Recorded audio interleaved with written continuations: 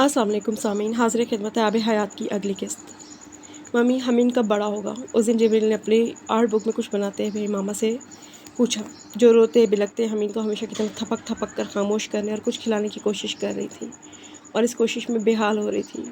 उसकी ये हालत जिब्रील और नया बगौर देख रहे थे। वो कुछ महीने पहले कांगो में अपने नए घर में मुंतकिल हुए थे। इस होटल में 2-3 महीने रहने के बाद बड़ा तो हो गया है, मामा ने उनके सवाल और अंदाज पर गौर किए बगैर कहा। तो फिर रोता क्यों रहता है? मामा बेचारगी से अपने बड़े बेटे को देख कर रह गई। आप इससे पूछ लें कि इसको क्या चाहिए। वही मामा को जैसे मसले का हल बता रहा हो। मैं पूछ नहीं सकती और वो बता नहीं सकता। मामा अब भी उसे उठाए लाउंज में टहलते हुए से थपक रही थी और इस तरह रोते हुए वो उसकी गिरफ्त से आज़ाद होने के लिए मचल रहा था। वो उसे नीचे बिठा देती तो वो गोद में उठाए जाने के लिए हाथ बुलंद कर धाड़े मार मार कर रोता। ये ड्रिल दिन में 2-3 मरतबा उसका मामूल था। रोना हमीन सिकंदर का मनपसंद मशगला था। वो बगैर आंसुओं के गला फाड़ फाड़ कर रोता और फिर रोने के दरमियान अगर उसे कोई दिलचस्प चीज़ नज़र आ जाती तो एकदम रोना बंद करके उसका जायज़ा लेने में मसरूफ़ हो जाता। जब इस काम से फारिग होता तो एक मरतबा फिर रोने का सिलसिला वहीं से जारी कर देता जहाँ उसने छोड़ा था।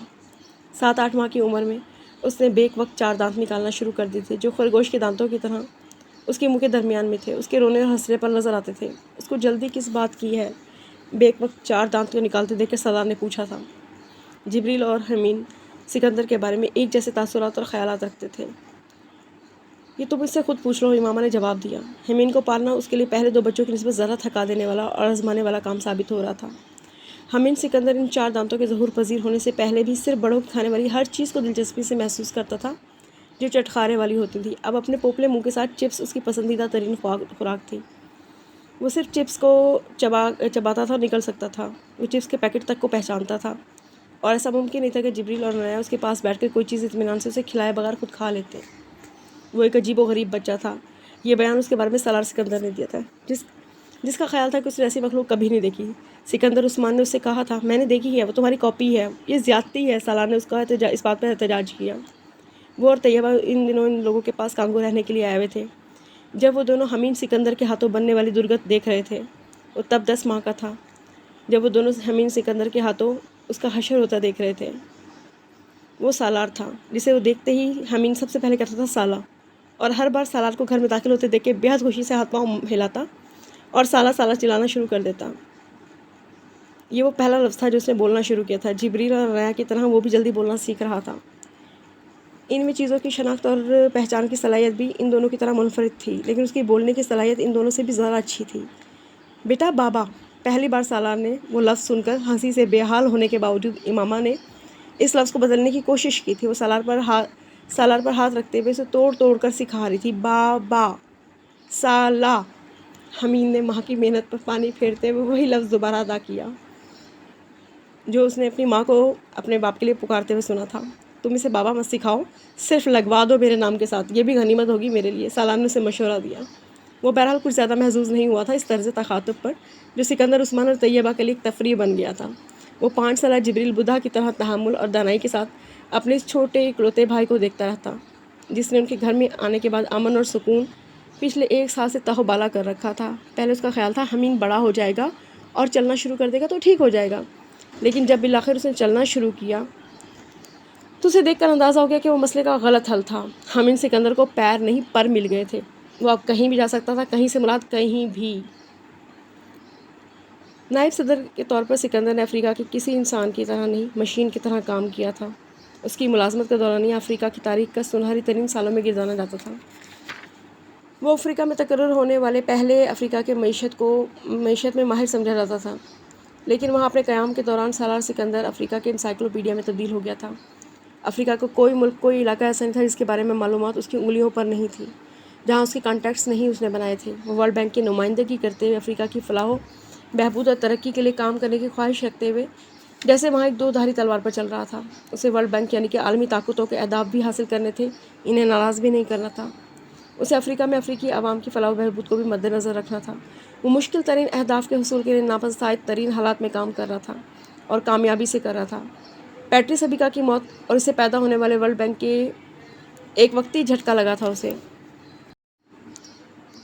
वो मसलिहतन पसपा होने पर मजबूर हुए थे, लेकिन इसका मतलब ये नहीं था कि अफ्रीका के लिए आलमी ताकतों की पॉलिसियाँ बदल गई हैं, और सालार ये बात बखूबी जानता था। थोड़ा सा वक्त गुजरा था کہ سب کچھ نظر سے اوجھل اور یادداشت سے محو ہونا شروع ہو گیا تھا۔ غریب قوموں کی یادداشت ان کے پیٹ کے ساتھ بندھی ہوئی ہوتی ہے، پیٹ خالی ہوتا ہے تو ان کی یادداشت بھی خالی ہو جاتی ہے۔ پیٹرس سیبیکا بھی بہت جلد اپنی قوم کی یادداشت سے غائب ہونا شروع ہو گیا تھا، اور سالار کو اس بات کا اندازہ تھا۔ وہ جانتا تھا کہ یہ وقتی ابال ہے جو کچھ عرصے اس قوم کو مشتعل رکھے گا، اس کے بعد زمینی حقائق کی نہیں سوچنے پر مجبور کر دیں گے کہ انہیں کیا کرنا ہے۔ اور زمینی حقائق یہ تھے کہ افریقہ کی عوام اپنی ہر ضرورت کے لیے ترقی یافتہ قوموں پر انحصار کرتے تھے۔ ان کی روزی روٹی ان کے پروجیکٹس میں کام کر کے ہی چلتی تھی۔ ان کے اپنے لیڈرز اور حکومتیں کرپٹ تھیں، چور تھیں، جو ملکی اور غیر ملکی ہر طرح کے وسائل کو اپنے ہی بینک اکاؤنٹس میں منتقل کیا کرتی تھیں، اپنے ملک اور اپنی عوام کی زندگی اور حالات بدلنے کے لیے نہیں۔ افریقہ میں سب کچھ تھا، اپنے حالات بدلنے کی نیت نہیں تھی، اور یہ نیت کوئی دوسرا انسان ان کے اندر پیدا نہیں کر سکتا تھا، سالار سکندر بھی نہیں۔ یہ وہ حقائق تھے جن سے مغربی دنیا بھی واقف تھی، افریقہ کے لوگ بھی اس سے انجان نہیں تھے۔ سالار سکندر کی وجہ سے اگر کوئی فرق پڑا تھا تو صرف یہ کہ اگر پہلے ان کے پروجیکٹس کا 10% وہاں کی عوام کی بہتری پر خرچ ہو رہا تھا، تو اب تناسب 20 سے 30% کے درمیان ہو گیا تھا، اور اس سے بڑی تبدیلی وہ نہیں لا سکتا تھا۔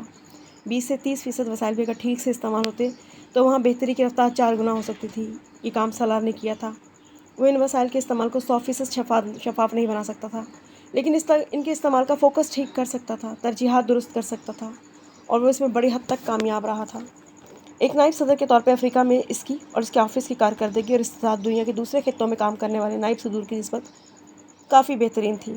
وہاں شروع ہونے والے پروجیکٹس کیس اسٹڈیز کے طور پہ دوسرے خطوں میں ورلڈ بینک کے دوسرے صدور کو سوچنے پہ مجبور کرتے تھے۔ ورلڈ بینک کا سربراہ نہیں تھا وہ، لیکن سالار سکندر نے اپنے آپ کو بہت نمایاں نہ رکھتے ہوئے بھی ورلڈ بینک کے تمام صدور کو ایک کنارے پہ لگا کر غیر فعال کر دیا تھا۔ ورلڈ بینک کی صدارت ہی یقیناً ایک ایسا تاج تھی جو اس کو پہنا کر اسے روکا جا سکتا تھا۔ سالار سکندر اس عہدے کے لیے موزوں ترین اور کم عمر ترین امیدوار تھا، لیکن اس عہدے پر سالار سکندر کی تعیناتی امریکی حکومت کے لیے خود ایک مسئلہ بن گئی تھی۔ وہ ایک بنیاد پرست مسلمان کو ورلڈ بینک کا صدر نہیں بنا سکتے تھے، اور اس بنیاد پرست مسلمان کو کسی اور چیز کی آفر کر کے وہ روک بھی نہیں سکتے تھے۔